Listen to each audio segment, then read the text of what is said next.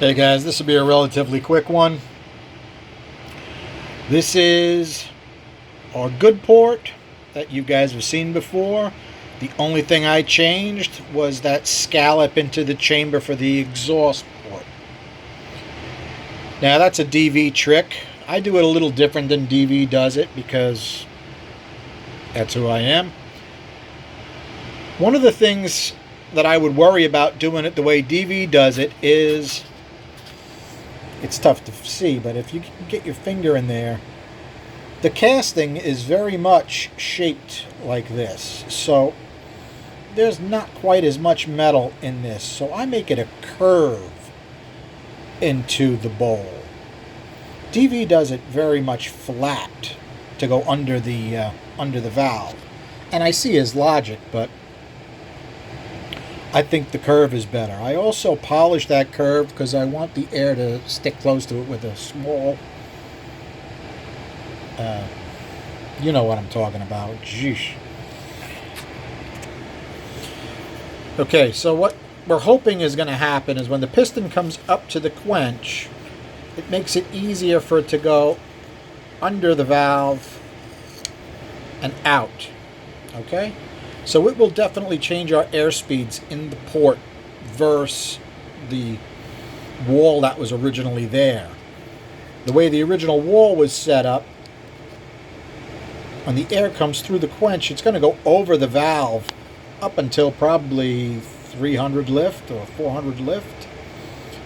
So in theory, this should pick up our low lift flows. We'll find out if it does or not. Alright, for some reason this phone's on ultra wide lens, so your lighting isn't as good as it should be. But you can see right here, we have it open exactly a ½ inch because that's a broken ½ inch burr. Makes it a lot easier for the exhaust gases to exit. Alright? Cameras, they're so much fun.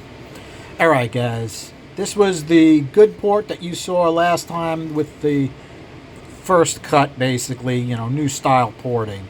The exhaust was okay, nothing to write home about.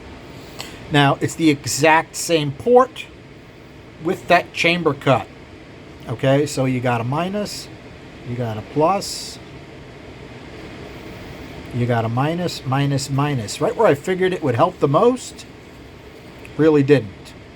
But after that, take a look what happens. Plus, plus, plus, plus, plus. And we got some good size gains. Okay? Let's go take a look at 600. 235. 224. And the gains get even better when you take a look at 2-inch pipe. 2-inch pipe. Now this one I was able to fiddle it around and get it to 800 lift. Almost 280. Okay, that's a big difference for not changing the port at all. Now let's take a look and see how much the airspeed's changed in that port, because obviously if you're changing the way the air enters the valve cut into the bowl, it's going to change how the whole port functions. Okay, this is recent porting. This is with the chamber cut. Plus, minus, plus. Plus, plus, minus. Completely dead at the floor. This is where it would be really good to have an anti-reversion ledge there so we don't get exhaust coming back through that dead spot. Minus, plus, minus. It doesn't look that great, but this is at 600 lift, and you're moving 11 CFM more. So, is it worth 11 CFM to have that dead spot? Well, it's an interesting thought. I'm going to take the better flowing port because the big block port is pretty horrible. It's giant and doesn't move a lot of air, you know. So, I'm going to take every little bit I can get from it. Alright guys, I'm interested in your opinion of that mod. There are plenty of guys going to say, hey, you're going to lose compression. Yeah, you're going to lose a little bit of compression.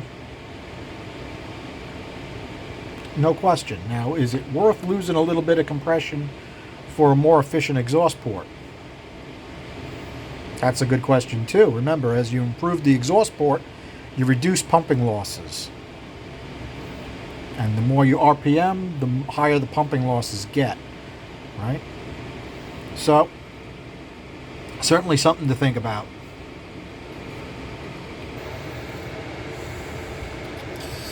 Interesting to look at it this way, right? You can see the way I did the chamber.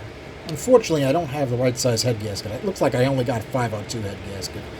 So I had to scribe the head gasket, and then I had to do a magic marker in a bit so I didn't go too big for a stock gasket size, because who knows what these are going to go on. So I may be able to open this little narrow spot up a touch right there. I have to look around and see if I have another gasket somewhere. Alright guys, well, in any case, this isn't going to be a long video. I think probably the rest of today I'm going to start working on that old Edelbrock intake, but I'm only going to put some helicoils in, and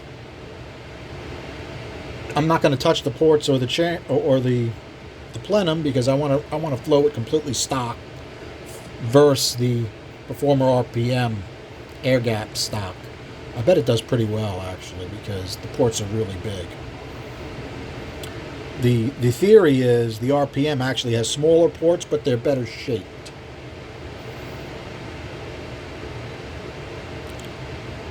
Interesting to think about. It would really be interesting to do dyno to dyno, or drag strip to drag strip, one design versus the other design. I'm sure somebody has done it. Alright guys, thanks for hanging out. Have a good night.